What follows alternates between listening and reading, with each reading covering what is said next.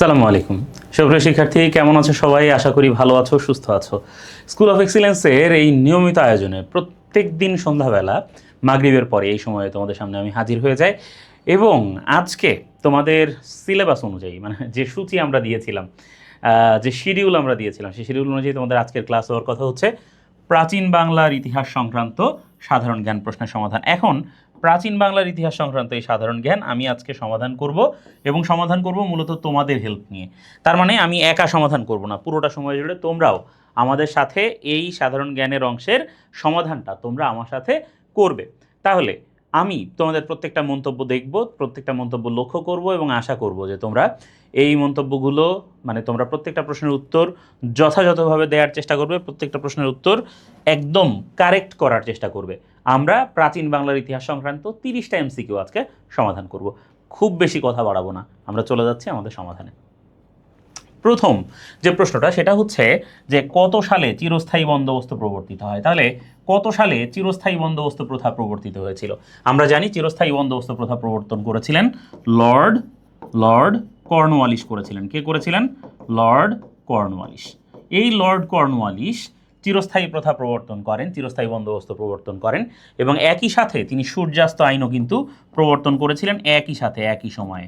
তাহলে চিরস্থায়ী প্রথা এবং সূর্যাস্ত আইন এই দুটো একই সময়ে প্রবর্তিত হয় এবং সেই সময়টা হচ্ছে 1793 সাল। লর্ড কর্নওয়ালিস 1793 সালে চিরস্থায়ী বন্দোবস্ত প্রথা প্রবর্তন করেন। আশা করি তোমরা সঠিক উত্তর দিতে পেরেছ। আমরা পরের প্রশ্নে চলে যাচ্ছি। মাস্টারদা সূর্য সেন কোন আন্দোলনের সাথে জড়িত ছিলেন? সূর্য সেন হচ্ছে তার নাম, মাস্টারদা হচ্ছে তার উপাধি। তাহলে মাস্টারদা ছিল সূর্য সেনের উপাধি এবং সূর্য সেন যেহেতু শিক্ষকতার সাথে জড়িত ছিলেন, তিনি ছাত্রদেরকে, তার শিক্ষার্থীদেরকে তিনি বিপ্লবের পথে ধাবিত করেছিলেন। তিনি বিপ্লবী করে গড়ে তুলেছিলেন তার প্রত্যেকটি শিক্ষার্থীকে এবং মাস্টারদার নেতৃত্বে শিক্ষার্থীরা আন্দোলন করেছিল। আর সেই আন্দোলনের নাম ছিল মূলত কি? স্বদেশী। তাহলে মাস্টারদা সূর্য সেন যে সময়টাতে বিলং করেন সেই সময়টাতে মূলত স্বদেশীতে মেতেছিল সবাই। এবং ওই যে সূর্য সেনের সাথে সাথে সূর্য সেনের সাথে সাথে হচ্ছে ওই সময় আমরা দেখেছি যে সূর্য সেনের সাথে সাথে ওই সময় ওই যে প্রীতিলতা ওয়াদ্দেদার, ঠিক আছে, সূর্য সেনের সাথে প্রীতিলতা, যাকে অগ্নিকন্যা বলা হয়, কি বলা হয়? অগ্নিকন্যা। এই প্রীতিলতা ওয়াদ্দেদার কিন্তু সূর্য সেনের একজন ঘনিষ্ঠ সহচর ছিলেন। বাংলার আদি অধিবাসীগণ কোন ভাষাভাষী ছিল? বাংলার যারা আদি অধিবাসী আছে তারা কোন ভাষায় কথা বলতো? বাংলার যারা আদি অধিবাসী আছে তারা কথা বলতো মূলত অস্ট্রিক ভাষায়। বাংলার আদি অধিবাসীরা কথা বলতো অস্ট্রিক ভাষায়। তখনও বাংলা ভাষা বর্তমান বাংলা ভাষার রূপে আসেনি, অস্ট্রিক ভাষায় তখন বাংলা ভাষার অধিবাসীগণ কথাবার্তা বলতো। বাংলার সর্বপ্রাচীন জনপদের নাম কি? প্রাচীন বাংলায় বর্তমানে আমরা যেরকম বাংলার নানা বিভাজন দেখি, নানা অঞ্চল দেখি, নানা ব্যাপার স্যাপার দেখি আর কি, যে বিভাগ আছে, জেলা আছে, তখন আসলে এরকম ছিল না, একটা দেশের কাঠামো ছিল না, ছিল মূলত জনপদ আকারে। মোটামুটি 16 থেকে 21টা জনপদের বর্ণনা ওই সময় পাওয়া যায়, যেটা আমাদের এই বঙ্গীয় এলাকায় ছিল। যেমন আমরা এই যে বঙ্গ, পুন্ড্র, বরেন্দ্র, হরিকেল, সমতট, সূক্ষ্ম, তাই না, অনেকগুলো জনপদের কথা আমরা জানি। তো এই যে জনপদগুলো আছে, গৌড়, তাই না, এই যে যে জনপদগুলোর কথা আমরা জানি, সেই জনপদের মধ্যে সবচেয়ে প্রাচীন হচ্ছে পুন্ড্র। সবচেয়ে প্রাচীন কোনটা? পুন্ড্র হচ্ছে সবচেয়ে প্রাচীন। আর যদি বলে মোটামুটি নবীনতম জনপদ কোনটা? নবীনতম জনপদ হচ্ছে বরেন্দ্র। তাহলে বরেন্দ্র হচ্ছে কি? বরেন্দ্র হচ্ছে নবীনতম জনপদ আর প্রাচীন জনপদ হচ্ছে পুন্ড্র। ওকে, পরের প্রশ্ন। বরেন্দ্র বর্তমানে কোন অঞ্চলকে বোঝায়? বরেন্দ্র, বরেন্দ্র অঞ্চল, তাই না, লাল মাটির উঁচু অঞ্চল, লাল বা ধূসর মাটি, কঙ্করযুক্ত লাল বা ধূসর মাটি এবং একটু উঁচু, তাই না, একটু উঁচু, সোপান বা চত্বর এরকম। তাইলে এই বরেন্দ্র, বরেন্দ্র বলতে মূলত বেসিকলি বোঝায় কোন জায়গাকে? রাজশাহীকে। রাজশাহীকে মূলত বরেন্দ্র বলতে মূলত কাকে বোঝায়? রাজশাহীকে বোঝায়। তাহলে এই হচ্ছে বিষয় যে রাজশাহী বলতে মূলত বরেন্দ্রকে বোঝায়। দিনাজপুরের আদি নাম আছে একটা, দিনাজপুরের আদি নাম হচ্ছে গন্ডোয়ানা ল্যান্ড। গন্ডোয়ানা, গন্ডোয়ানা ল্যান্ড, এটা হচ্ছে দিনাজপুরের আদি নাম, ঠিক আছে, দিনাজপুরের আদি নাম হচ্ছে গন্ডোয়ানা ল্যান্ড। এরপরে দেখি বাংলায় প্রথম চৈনিক পরিব্রাজককে। তার মানে চৈনিক মানে কি? চৈনিক মানে হচ্ছে চীন থেকে এসেছেন। চৈনিক মানে কি? চৈনিক মানে হচ্ছে চীন থেকে এসেছেন এরকম। বাংলায় প্রথম চৈনিক পরিব্রাজককে, চীন থেকে আসা প্রথম পরিব্রাজককে, এটা জানতে চেয়েছে। বাংলায় চীন থেকে আসা প্রথম পরিব্রাজক হচ্ছেন কে? ফাহিয়ান। তাহলে ফাহিয়ান হচ্ছেন চীন থেকে আসা বাংলার কি প্রথম পরিব্রাজক। তাহলে তোমরা আশা করি উত্তরগুলো করতে পারছো ঠিকঠাক। আশা করছি যে তোমরা উত্তরগুলো খুব ঠিকঠাক করতে পারছো। আমরা এই যে ইং সিং যে তার নাম আমরা অন্য সবার ফাইয়ান হিউয়েন সাংয়ের নাম মোটামুটি শুনেছি। ইং সিং যিনি, তিনি সমুদ্র পথে এসেছিলেন, কি করেছিলেন, সমুদ্র পথে পরিব্রাজন করেছিলেন আর কি, ঠিক আছে। আর ফাইয়ান প্রথম এসেছিলেন। এরপর আমরা চলে যাই পরের প্রশ্নে, পূর্ববঙ্গ জমিদারি দখল ও প্রজাস্বত্ব আইন। এই আইনটা অত্যন্ত গুরুত্বপূর্ণ। শেরে বাংলা এই আইন প্রবর্তনে গুরুত্বপূর্ণ ভূমিকা রাখেন। শেরে বাংলা আমরা কাকে বলি? এ কে ফজলুল হককে বলি। শেরে বাংলা এ কে ফজলুল হক এই আইন প্রবর্তনে গুরুত্বপূর্ণ ভূমিকা ওই সময় রেখেছিলেন এবং এইটার মাধ্যমে জমিদারি প্রথা বিলোপ হয়। কি হয়? জমিদারি প্রথা বিলোপ। তাহলে এই জমিদারি প্রথা বিলোপ হয় কবে? বিলোপ হয় 1950 সালে। এই জমিদারি প্রথা বিলোপ হয়ে যায় 1950 সালে। কি হয়? এই জমিদারি প্রথা বিলোপ হয়ে যায় এই পূর্ববঙ্গ জমিদারি দখল এবং প্রজাস্বত্ব আইন চালু হওয়ার মাধ্যমে। ক্যাবিনেট মিশনের সদস্য সংখ্যা ছিল 3 জন। ক্যাবিনেট মিশনের অপর নাম হচ্ছে মন্ত্রী মিশন। হ্যাঁ, মন্ত্রী মিশনও বলা হয় এটাকে। ক্যাবিনেট মিশন বা মন্ত্রী মিশন যেটা, ক্যাবিনেট মিশন বা মন্ত্রী মিশন যেটা, সেটা সদস্য ছিল 3 জন। বঙ্গভঙ্গ রদ হওয়ার সময় ইংরেজ গভর্নর কে ছিলেন? যখন বঙ্গভঙ্গ রদ হয় তখন ইংরেজ গভর্নর ছিলেন লর্ড হার্ডিঞ্জ। আর যখন বঙ্গভঙ্গ হয় তখন ছিলেন কার্জন। তাহলে বঙ্গভঙ্গের সময় বঙ্গভঙ্গ করেন কে? বঙ্গভঙ্গ করেন হচ্ছে লর্ড কার্জন। আর বঙ্গভঙ্গ রদ করেন হচ্ছে কে? Lord Hardinge. তাহলে বঙ্গভঙ্গ রদ হওয়ার সময় ইংরেজ গভর্নর ছিলেন লর্ড হার্ডিঞ্জ, যার নামে ওই হার্ডিঞ্জ ব্রিজ নির্মাণ করা হয়েছে পরবর্তীতে। যে হার্ডিঞ্জ ব্রিজ আছে না পাবনায়, পাবনা এবং কুষ্টিয়াকে সংযোগকারী, তাই না? সেটা হচ্ছে কি হার্ডিঞ্জ ব্রিজ। আর এটা লর্ড হার্ডিঞ্জের নামে নামকরণ করা হয়েছে। এরপরে আমরা দেখি যে বাঙালির ইতিহাস এটা কার লেখা? বাঙালির ইতিহাস এটা কার লেখা? বাঙালির ইতিহাস লেখা মূলত হচ্ছে কার? ডক্টর নিহার রঞ্জন রায়, যিনি ডক্টর নিহার রঞ্জন রায়, তিনি বাঙালির ইতিহাস লিখেছেন। ডক্টর নিহার রঞ্জন রায় বাঙালির ইতিহাস নামে যে বিখ্যাত ইতিহাস গ্রন্থ আছে সেটি লিখেছেন। আর্যদের পেশা কি ছিল?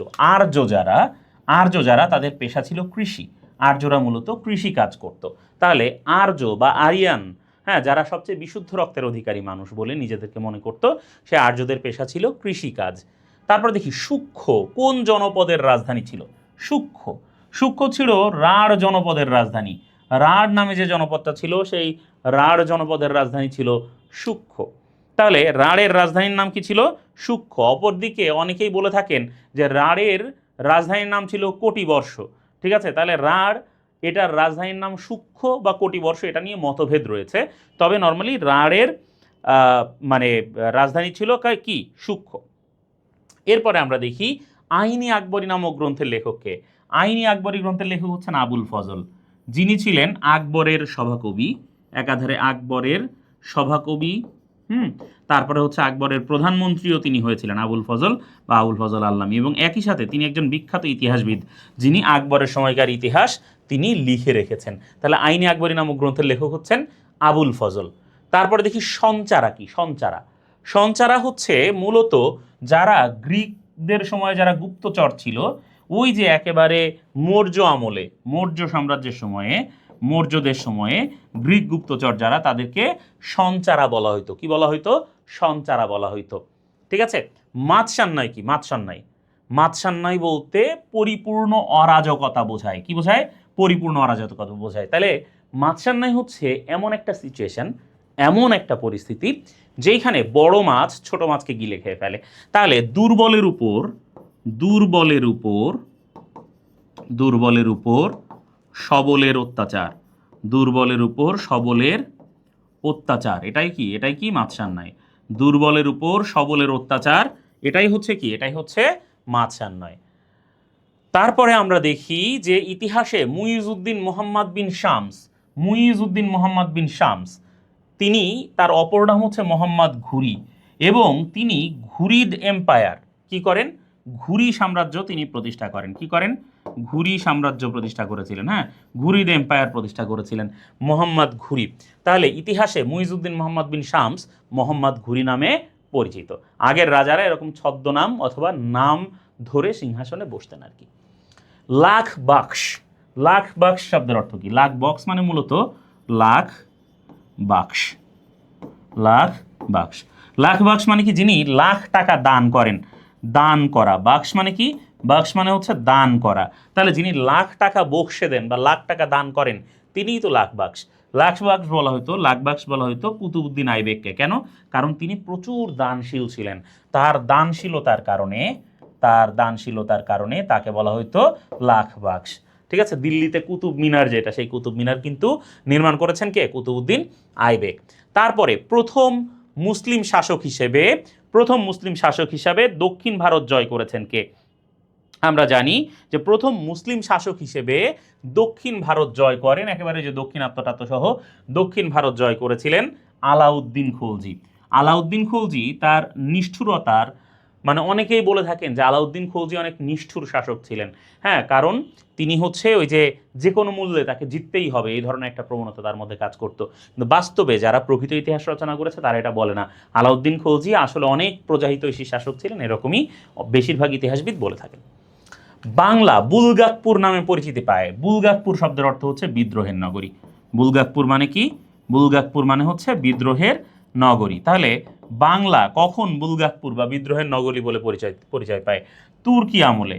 কারণ তুর্কি আমলে বাংলা বারবার করে কি করত? বাংলা যখন মানে তোমার হচ্ছে ওই যে ইখতিয়ার উদ্দিন মোহাম্মদ বিন বখতিয়ার খলজি যখন বাংলা জয় করলেন, করার পরে তো ইখতিয়ার উদ্দিন মোহাম্মদ বিন বখতিয়ার খলজি মারা গেলেন, এবং মারা যাওয়ার পরে তখন যারা বাংলা শাসন করেছে তাদের অধীনে বারবার মানে কখনোই দীর্ঘ সময় কোনো শাসকের অধীনে বাংলা থাকেনি, বারবার বিদ্রোহ করেছে। এই জন্য বাংলাকে বলা হতো বুলগাকপুর বা বিদ্রোহের নগরী। বাঙালিরা ছিল এরকম বরাবরই। এরপরে দেখি কবুলিয়ত কিসের সাথে সম্পর্কিত? কবুলিয়ত এবং পাট্টা এই দুইটা হচ্ছে দ্বিমুখী দলিল ব্যবস্থা। কবুলিয়ত এবং পাট্টা কি? দ্বিমুখী দলিল ব্যবস্থা, যেটা কৃষির সাথে জড়িত বা কৃষির সাথে সম্পর্কিত। তাহলে কবুলিয়ত বা পাট্টা হচ্ছে কৃষির সাথে জড়িত বা সম্পর্কিত।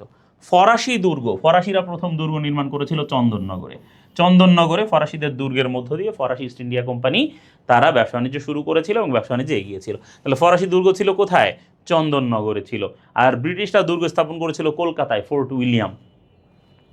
কাগজের মুদ্রার প্রচলন করেছিলেন লর্ড ক্যানিং কাগজের মুদ্রার প্রচলন করেন এবং সিপাহী বিদ্রোহ দমন করেন। কি করেন? সিপাহী বিদ্রোহ বা দ্য গ্রেট সিপাহী মিউটিনি তিনি দমন করেন। এছাড়া তিনি পুলিশি ব্যবস্থা প্রবর্তন করেন। উপমহাদেশে পুলিশি ব্যবস্থা প্রবর্তন করেছিলেন কে? পুলিশি ব্যবস্থা প্রবর্তন করেছিলেন লর্ড ক্যানিং। তাহলে কাগজের মুদ্রার প্রবর্তন করেছেন, পুলিশি ব্যবস্থা প্রবর্তন করেছেন লর্ড ক্যানিং। ইস্ট ইন্ডিয়া কোম্পানির বিরুদ্ধে প্রথম আন্দোলন কোনটা? ইস্ট ইন্ডিয়া কোম্পানির বিরুদ্ধে আমরা যদি প্রথম আন্দোলনের কথা বলি, তাহলে প্রথম আন্দোলনের কথা আমরা কোনটা বলবো? সিপাহী বিদ্রোহ বলবো, নীল বিদ্রোহ বলবো, ফকির বিদ্রোহ বলবো, না সাঁওতাল বিদ্রোহ বলবো? ফকির বিদ্রোহ হচ্ছে ইস্ট ইন্ডিয়া কোম্পানির বিরুদ্ধে প্রথম আন্দোলন। ইস্ট ইন্ডিয়া কোম্পানির বিরুদ্ধে ফকির এবং সন্ন্যাসীরা যে আন্দোলন করে, এটাই হচ্ছে ফকির সন্ন্যাসীদের আন্দোলন বা ফকির বিদ্রোহ। তারপরে আমরা দেখি যে সতীদাহ প্রথা কে উচ্ছেদ করেন? সতীদাহ প্রথা তো উচ্ছেদ করেছিলেন মূলত কে? লর্ড উইলিয়াম বেন্টিঙ্ক 1829 সালে। এখানে রাজা রামমোহন রায়ের নাম দেখে অনেকেই সরাসরি রাজা রামমোহন রায় দাগিয়ে দেবে। রাজা রামমোহন রায় সতীদাহ প্রথা উচ্ছেদ করতে সাহায্য করেন, জনমত তৈরি করেন, হেল্প করেন। এই জন্য রাজা রামমোহন রায়কে বলা হয় প্রথম আধুনিক ভারতীয়। কিন্তু রাজা রামমোহন রায়ের ক্ষমতা ছিল না সতীদাহ প্রথা উচ্ছেদ করার, কারণ তখন তো ইংরেজরা ক্ষমতায় ছিল। তখন ইংরেজ শাসক ছিলেন উইলিয়াম বেন্টিঙ্ক, এবং 1829 সালে তিনি সতীদাহ প্রথা উচ্ছেদ করেন একবারে। তারপরে দেখি তেভাগা আন্দোলন কার সাথে সম্পর্কিত? তেভাগা আন্দোলন পুরোপুরি কৃষির সাথে সম্পর্কিত। কেন? কারণ কৃষির যে ফসল আছে সেই ফসল আগে ভাগ হতো কি? ভাগ হতো, তাতে দেখা যেত জমির যে মালিক আছে, জমির মালিক বেশি ফসল পেয়ে যেত। কিন্তু ইলামিত্র বলে একজন নেত্রী তিনি দাবি করলেন, তিনি বললেন যে ফসল হইতে হবে তিন ভাগ, যার 2 ভাগ পাবে হচ্ছে কে? কৃষক। 2 ভাগ পাবে কে? কৃষক। আর 1 ভাগ পাবে কে? 1 ভাগ পাবে হচ্ছে জমির মালিক। ঠিক আছে? তাইলে ইলামিত্র এটা বললেন যে 3 ভাগ হবে, 2 ভাগ পাবে কৃষক, 1 ভাগ পাবে জমির মালিক। এটা হবে তেভাগা আন্দোলন। তাহলে সম্পূর্ণ এটা কৃষির সাথে সম্পর্কিত। প্রশ্ন হচ্ছে ঢাকা তৃতীয়বারের মতো রাজধানী হলো কবে? ঢাকা বিভিন্ন শাসকের সময়ে নানাভাবে রাজধানী হয়েছিল। সর্বমোট ঢাকার 5 বারের রাজধানী হওয়ার আলামত পাওয়া যায়, 5 বারের রাজধানী হওয়ার ইতিহাস পাওয়া যায়। তার মধ্যে 1905 সালে যখন বঙ্গভঙ্গ হয়, সেই বঙ্গভঙ্গের সময়ে ঢাকা ওই যে নতুন যে প্রদেশ তৈরি হয় বঙ্গভঙ্গের সময়, নতুন প্রদেশ তৈরি হয় না বঙ্গভঙ্গের সময়। এটা ছিল হচ্ছে পশ্চিমবঙ্গ এবং আসাম।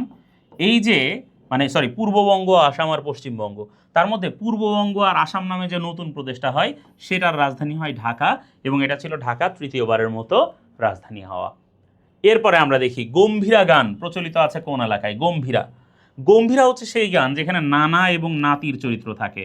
নানা এবং নাতির চরিত্র থাকে, দুজনই কৃষক, মাথাল পরা থাকে, গায়ে একটা গেঞ্জি থাকে, দুজন নেচে নেচে নানা ধরনের নিজেদের মধ্যে কনভারসেশনাল স্টাইলে তারা নানা ধরনের মানে জনসচেতনতামূলক বিষয়ে তারা প্রচারণা করে।